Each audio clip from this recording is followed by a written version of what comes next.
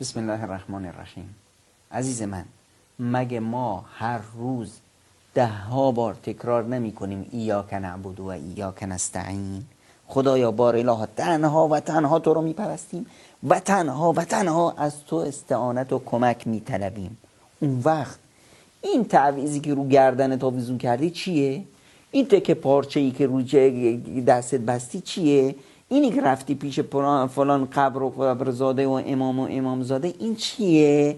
آیا اینا همه شرکیات نیست؟ از رسوبات و میراث جاهلی نیست؟ مگه خداوند نمیگه فلا تدعوا مع الله احدا، غیر از خدا هیچ کس رو نخواهید و از هیچ کسی رو صدا نزنید. فلا تجعلوا لله اندادا، با خدا هیچ کسی رو شریک نکنید. اینا همه غیر از خدا، همه شرکه.